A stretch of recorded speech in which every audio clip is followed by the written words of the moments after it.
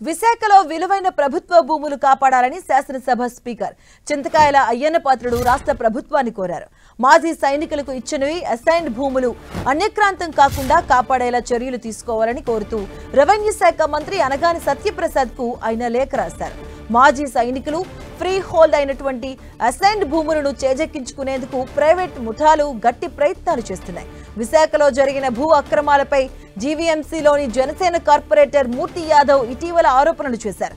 ఆ సమయంలో అయ్యన్న పేరును ప్రస్తావించారు. ఈ ఆరోపణలపై స్పీకర్ స్పందిస్తూ ఆర్థిక రాజధానిగా ఐటీ హబ్ గా ఉన్న విశాఖలో భూముల అన్యక్రాంతాన్ని సహించేది లేదన్నారు. ఈ ఆరోపణలపై స్పీకర్ స్పందించారు. ఇలాంటి ఆరోపణలు తన వ్యక్తిగత ప్రతిష్టకు రాజకీయ జీవితానికి మచ్చ తెచ్చేలా ఉన్నాయన్నారు. కాబట్టి ఈ అంశంపై సమగ్ర విచారణ జరిపించి వాస్తవాలు వెలుగులోకి తేవాలని స్పీకర్ అయ్యను కోరారు. ఇక అసెంబ్లీ సమావేశాల ప్రారంభానికి ముందే నివేదిక అందించాలని కోరారు.